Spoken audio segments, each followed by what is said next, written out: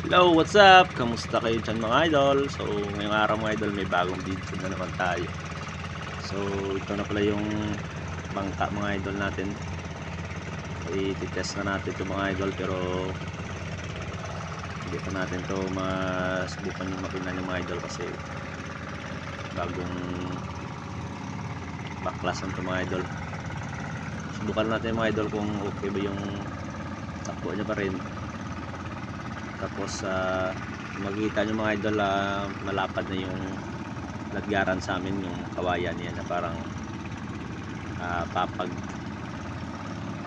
Binago na namin yung style ng papag ng mga idol para na malapad saka hindi masikip yung trap natin mga idol. So okay naman mga idol yung takbo na bangka. Okay naman yung mga tarik niya mga idol, malalaki na to ngayon at saka mahaba, kaya may laban na to sa alon mga idol. Kahit na maalon, medyo may laban na to mga idol.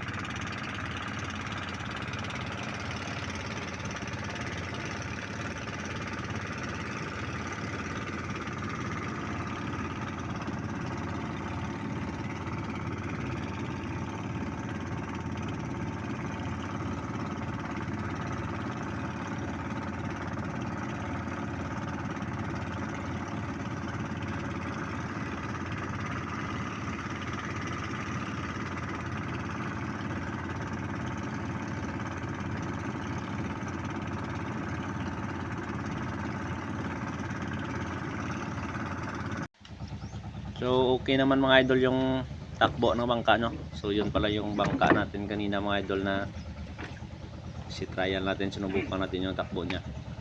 So ngayon mga idol, mag set up kami ng tambon, tawag sa amin mga idol. Kung nakikita nyo yung mga idol, yung parang may bilog na yan, bali yan yung tangkal na tinatawag sa amin.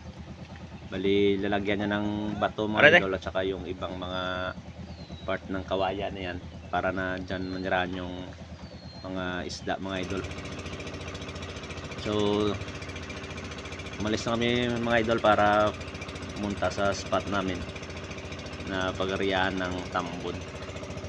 So maganda yung panahon mga idol, kalmado ng dagat. So yung spot pala na pag-ariaan namin mga idol, dito lang sa harap ng aming lugar.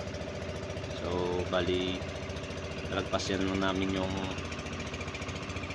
kanal dito kasi dito dumadaan yung barko sa amin. So magpapalaot tayo ng konti para na safety yung tangkal mga idol. So ito na pala yung tangkal mga idol, bali tambon. Nilagyan na namin yan ng bato mga idol, tapos nalagay na rin namin yung mga dulo ng kawayan para dyan maniraan yung mga isda o mag-ikot-ikot mga idol. So puputulin na namin yung lubid na yan doon, tapos mag-ariya na yan pababa, tsaka may marker kami na kawayan. So ayan na mga idol, yun, lulubog na yan siya. Tapos yung kawayan na yan, kaangat mga idol. Mali siya yung mag silbing marker mga idol sa tambon. So ayan na mga idol, na plaster na. Ganyan lang yung mag lagay ng tambon o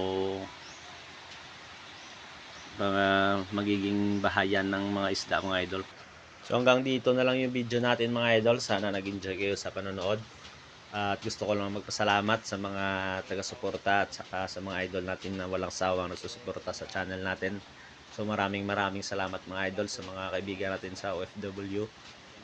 So maraming salamat mga idol. Sa mga idol natin hindi pa nakasubscribe, please subscribe na kayo mga idol. Pindutin nyo rin yung notification bell para maging updated kayo sa next na video natin. Maraming salamat!